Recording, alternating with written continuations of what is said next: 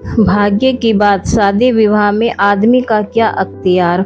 जिसके ईश्वर ने या उनके नायाबों ने, ब्राह्मण ने तय कर दी, उससे हो गई। बाबू भारतदास ने लीला के लिए सुयोग्य वर खोजने में कोई बात उठा नहीं रखी, लेकिन जैसा घर चाहते थे वैसा न पा सके।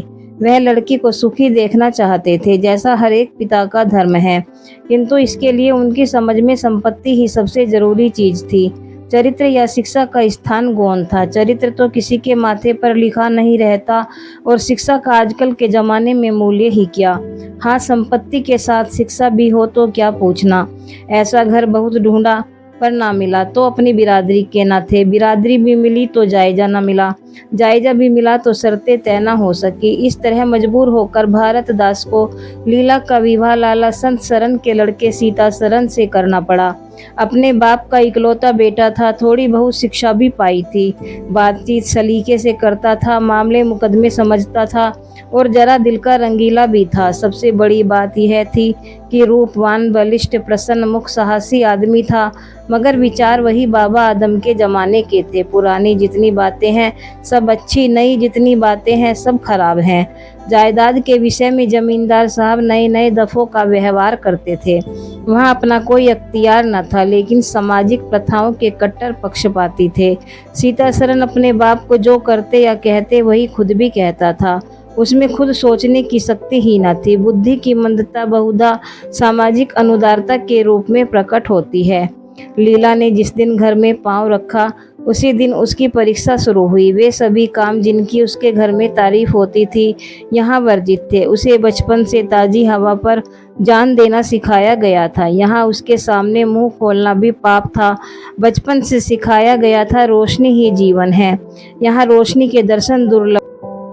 घर पर अहिंसा, क्षमा और दया ईश्वरीय गुण बताए गए थे। यहाँ इनका नाम लेने की भी स्वाधीनता नहीं थी। संत सरन बड़े तीखे गुस्सेवर आदमी थे, नाक पर मक्खी न बैठने देते। धूर्तता और छल कपट से ही उन्होंने जायदाद पैदा की थी और उसी को सफल जीवन का मंत्र समझते थे। उनकी पत्नी उनसे भी 2 अंगुल ऊंची थी। मजाल क्या है कि बहू अपनी अंधेरी कोठरी के द्वार पर खड़ी हो जाए या कभी छत पर टहल सके। प्रलय आ जाता, आसमान सिर पर उठा लेती। उन्हें बकने का मर्ज था। दाल में नमक का जरा तेज हो जाना उन्हें दिन भर बकने के लिए काफ़ी बहाना था। मोटी ताजी महिला थी, छींट का घाघरेदार लहंगा पहने, पानदान बगल में रखे, गहनों से लदी हुई, सारे दिन बरोठे में माची पर बैठी रहती थी। क्या मजाल कि घर में उनकी इच्छा के विरुद्ध एक पत्ता भी हिल जाए। बहू की नई नई आदतें देख देख कर जला करती थी। अब काहे की आबरू होगी, मुंडेर पर खड़ी होकर झांकती है। मेरी लड़की ऐसी दीदा दिलेर होती तो गला घोट देती। न जाने इसके देश में कौन लोग बसते हैं, गहने नहीं पहनती, जब देखो नंगी बुच्ची बनी बैठी रहती है। यह भी कोई अच्छे लक्षण है। लीला के पीछे सीता सरन पर भी फटकार पड़ती। तुझे भी चांदनी में सोना अच्छा लगता है, क्यों तू भी अपने को मर्द कहता होगा। यह मर्द कैसा कि औरत उसके कहने में न रहे, दिन भर घर में घुसा रहता है, मुंह में जबान नहीं है, समझता क्यों नहीं। सीता सरन कहता, अम्मा जब कोई मेरे समझाने से माने तब तो।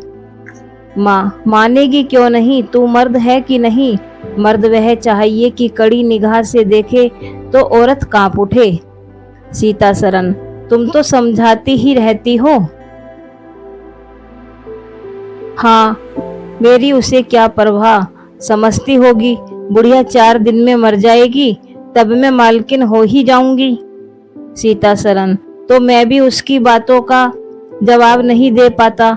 देखती नहीं हो कितनी दुर्बल हो गई है, वह रंग ही नहीं रहा। उस कोठरी में पड़े पड़े उसकी दशा बिगड़ती जाती है। बेटे के मुंह से ऐसी बातें सुन माँ आग बबूला हो जाती और सारे दिन जलती। कभी भाग्य को कोसती, कभी समय को। सीता सरन माता के सामने तो ऐसी बातें करता, लेकिन लीला के सामने जाते ही उसकी मति बदल जाती थी। वह वही बातें करता था जो लीला को अच्छी लगती। यहाँ तक कि दोनों वृद्धा की हंसी उड़ाते। लीला को इसमें और कोई सुख न था। वह सारे दिन कुढ़ती रहती, कभी चूल्हे के सामने न बैठी थी, पर यहाँ पसेरियों आटा थेपना पड़ता, मजूरों और टहलुओं के लिए रोटी पकानी पड़ती। कभी कभी वह चूल्हे के सामने बैठी घंटों रोती। यह बात न थी कि यह लोग कोई महाराजा रसोइया न रख सकते हों, पर घर की पुरानी प्रथा यही थी कि बहू खाना पकाए और उस प्रथा का निभाना जरूरी था। सीता सरन को देखकर लीला का संतप्त हृदय एक क्षण के लिए शांत हो जाता था। गर्मी के दिन थे और संध्या का समय था। बाहर हवा चलती, भीतर देह फूकती थी। लीला कोठरी में बैठी एक किताब देख रही थी कि सीता सरन ने आकर कहा, यहाँ तो बड़ी गर्मी है, बाहर बैठो। लीला, यह गर्मी तो उन तानों से अच्छी है जो अभी सुनने पड़ेंगे। सीता सरन, आज अगर बोली तो मैं भी बिगड़ जाऊंगा। लीला, तब तो मेरा घर में रहना भी मुश्किल हो जाएगा। सीता सरन, बला से अलग ही रहेंगे। लीला, मैं मर भी जाऊं तो भी अलग ना रहूं। वह जो कुछ कहती सुनती हैं, अपनी समझ से मेरे भले के लिए ही कहती सुनती हैं। उन्हें मुझसे कोई दुश्मनी थोड़ी ही है। हाँ, हमें उनकी बातें अच्छी न लगे, यह दूसरी बात है। उन्होंने खुद वह सब कष्ट झेले हैं जो वह मुझे झेलवाना चाहती हैं। उनके स्वास्थ्य पर उन कष्टों का जरा भी असर नहीं पड़ा। वह इस 65 वर्ष की उम्र में भी मुझसे कहीं ठाटी हैं। फिर उन्हें कैसे मालूम हो कि इन कष्टों से स्वास्थ्य बिगड़ सकता है।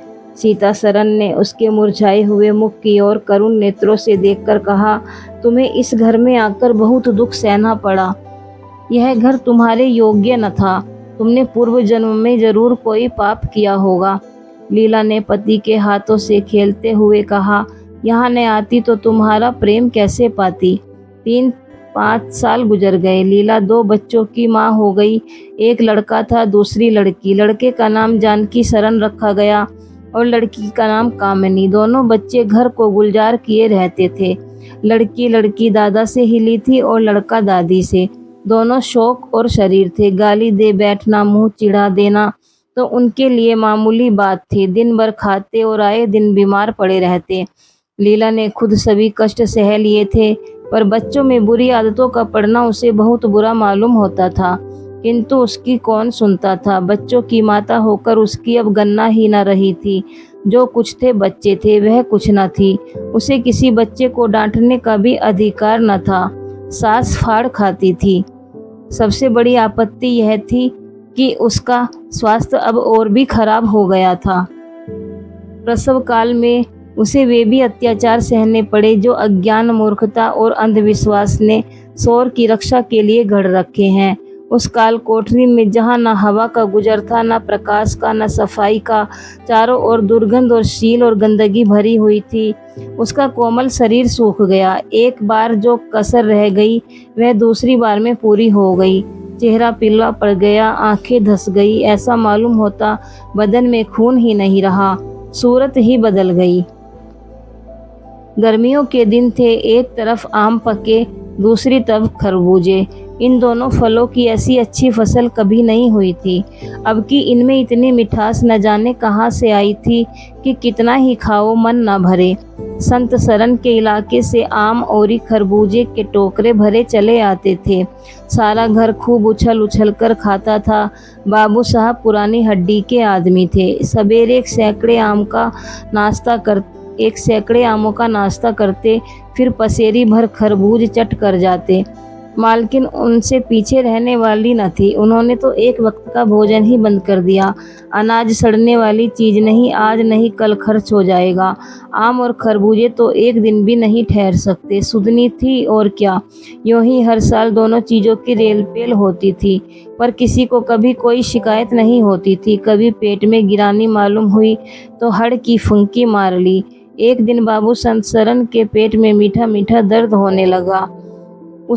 उसने उसकी परवाह नहीं की। आम खाने बैठ गए। सैकड़ा पूरा करके उठे ही थे कि कै हुई। गिर पड़े तो फिर तिल तिल करके कै और दस्त होने लगे। हैजा हो गया। शहर के डॉक्टर बुलाए गए, लेकिन आने के पहले ही बाबू साहब चल बसे थे। रोना पीटना मच गया। संध्या होते होते लाश घर से निकली। लोग दाह क्रिया करके आधी रात को लौटे तो मालकिन को भी कै दस्त हो रहे थे। फिर दौड़ धूप शुरू हुई, लेकिन सूर्य निकलते निकलते वह भी सिधार गई। स्त्री पुरुष जीवन पर्यंत एक दिन के लिए भी अलग न हुए थे, संसार से भी साथ ही साथ गए। सूर्यास्त के समय पति ने प्रस्थान किया, सूर्योदय के समय पत्नी ने। लेकिन मुसीबत का अभी अंत न हुआ था। लीला तो संस्कार की तैयारियों में लगी थी। मकान की सफाई की तरफ किसी ने ध्यान नहीं दिया। तीसरे दिन दोनों बच्चे दादा दादी के लिए रोते रोते बैठक में जा पहुँचे। वहाँ एक आले का खरबूज कटा हुआ पड़ा था। 2-3 कलमी आम भी रखे थे, इन पर मक्खियाँ भिनक रही थी। जानकी ने एक तिपाई पर चढ़कर दोनों चीजें उतार ली और दोनों ने मिलकर खाई। शाम होते होते दोनों को हैजा हो गया और दोनों माँ बाप को रोता छोड़कर चल बसे। घर में अंधेरा हो गया। 3 दिन पहले जहाँ चारों तरफ चहल पहल थी, वहाँ अब सन्नाटा छाया हुआ था। किसी के रोने की आवाज़ भी सुनाई न देती थी। रोता ही कौन, ले दे के कुल 2 प्राणी रह गए थे और उन्हें रोने की सुध न थी। लीला का स्वास्थ्य पहले भी कुछ अच्छा नहीं था, अब तो वह और भी बेजान हो गई। उठने बैठने की शक्ति भी न रही, हरदम खोई सी रहती। न कपड़े लत्ते की सुध थी, न खाने पीने की। उसे न घर से वास्ता था न बाहर से। जहाँ बैठी वहीं बैठी रह जाती। महीनों कपड़े न बदलती, सिर में तेल न डालती। बच्चे ही उसके प्राणों के आधार थे। जब वही न रहे तो मरना और जीना बराबर था। रात दिन यही मनाया करती कि भगवान यहाँ से ले चलो। सुख दुख सब भुगत चुकी, अब सुख की लालसा नहीं है। लेकिन बुलाने से मौत किसी को आई है। सीता सरन भी पहले तो बहुत रोया धोया, यहाँ तक कि घर छोड़कर भागा जाता था। लेकिन ज्यों-ज्यों दिन गुजरते थे, बच्चों का शौक उसके दिल से मिटता था। संतान दुख का दुख तो कुछ माता को होता है। धीरे धीरे उसका जी संभल गया। पहले की भांति मित्रों के साथ हंसी दिल लगी होने लगी। यारों ने और भी चंग पर चढ़ाया। अब घर का मालिक था, जो चाहे कर सकता था। कोई उसका हाथ रोकने वाला नहीं था। सैर सपाटे करने लगा। वो तो लीला को रोते देख उसकी आंखें सजग हो जाती थी। कहाँ अब उसे उदास और शोक मग्न देखकर झुंझला उठता। जिंदगी रोने के लिए ही तो नहीं है। ईश्वर ने लड़के दिए थे, ईश्वर ने ही छीन लिए। क्या लड़कों के पीछे प्राण दे देना होगा? लीला यह बातें सुनकर भौचक्की रह जाती। पिता के मुंह से ऐसे शब्द निकल सकते हैं? संसार में ऐसे प्राणी भी हैं। होली के दिन थे, मर्दाना में गाना बजाना हो रहा था। मित्रों की दावत का भी सामान किया गया था। अंदर लीला जमीन पर पड़ी हुई रो रही थी। त्योहार के दिन उसे रोते ही कटते थे। आज बच्चे होते तो अच्छे अच्छे कपड़े पहने कैसे उछलते फिरते। वही न रहे तो कहाँ की तीज और कहाँ के त्योहार। सहसा सीता सरन ने आकर कहा, क्या दिन भर रोती ही रहोगी? जरा कपड़े तो बदल डालो, आदमी बन जाओ। यह क्या तुमने अपनी गत बना रखी है? लीला, तुम जाओ अपनी महफिल में बैठो, तुम्हें मेरी क्या फिक्र पड़ी है? सीता सरन, क्या दुनिया में और किसी के लड़के नहीं मरते? तुम्हारे ही सिर पर मुसीबत आई है। लीला, यह बात कौन नहीं जानता? अपना अपना दिल ही तो है, उस पर किसी का क्या बस है। सीता सरन, मेरे साथ भी तो तुम्हारा कुछ कर्तव्य है। लीला ने कौतूहल से पति को देखा, मानो उसका आशय नहीं समझी। फिर मुंह फेरकर रोने लगी। सीता सरन, मैं अब इस मनहूसियत का अंत कर देना चाहता हूँ। अगर तुम्हारा अपने दिल पर काबू नहीं है तो मेरा भी अपने दिल पर काबू नहीं है। मैं अब जिंदगी भर मातम नहीं मना सकता। लीला, तुम रंग राग मनाते हो, मैं तुम्हें मना तो नहीं करती। मैं रोती हूँ तो क्यों नहीं रोने देते? सीता सरन, मेरा घर रोने के लिए नहीं है।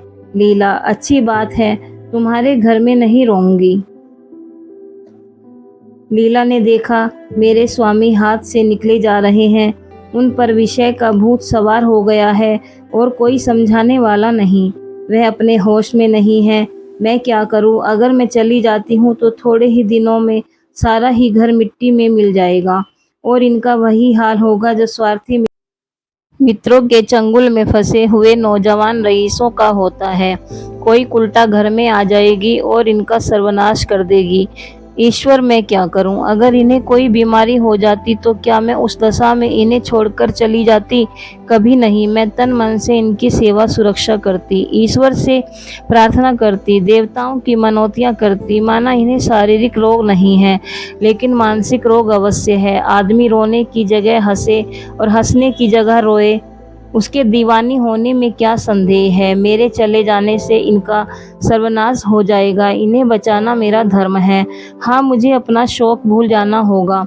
रोऊंगी, रोना तो तकदीर में लिखा ही है। रोऊंगी लेकिन हंस हंस कर। अपने भाग्य से लड़ूंगी। जो जाते रहे उनके नाम के सिवा और कर ही क्या सकती हूँ। लेकिन जो है उसे न जाने दूंगी। आए टूटे हुए हृदय, आज तेरे टुकड़ों को जमा करके एक समाधि बनाऊं और अपने शौक को उसके हवाले कर दूं। और रोने वाली आंखों, आओ मेरे आंसुओं को अपनी विहिसत छटा में छपा लो। आओ मेरे आभूषणों, मैंने बहुत दिनों तक तुम्हारा अपमान किया है, मेरा अपराध क्षमा करो। तुम मेरे भले दिनों के साक्षी हो, तुमने मेरे साथ बहुत विहार किए हैं। अब इस संकट में मेरा साथ दो, मगर देखो दगा न करना, मेरे भेदों को छिपाए रखना। पिछले पहर को महफिल में सन्नाटा हो गया, हूहा की आवाजें बंद हो गई। लीला ने सोचा, क्या लोग कहीं चले गए हैं या सो गए? एकाएक सन्नाटा क्यों छा गया? जाकर दहलीज में खड़ी हो गई और बैठक में झांक कर देखा। सारी देह में एक ज्वाला सी दौड़ गई। मित्र लोग विदा हो गए थे, समाजियों का पता न था। केवल एक रमणी मसनद पर लेटी हुई थी और सीता सरन सामने झुका हुआ उससे बहुत धीरे धीरे बातें कर रहा था। दोनों के चेहरों और आंखों से उनके मन के भाव साफ झलक रहे थे। एक की आंखों में अनुराग था, दूसरे की आंखों में कटाक्ष। एक भोला भाला हृदय एक मायाविनी रमणी के हाथों लूटा जाता था। लीला की संपत्ति को उसकी आंखों के सामने एक छलनी चुराई जाती थी। लीला को ऐसा क्रोध आया कि इसे समय चलकर इस उल्टा को आड़े हाथों लूं, ऐसा दुत्कारूं वह भी याद करे, खड़े खड़े निकाल दूं।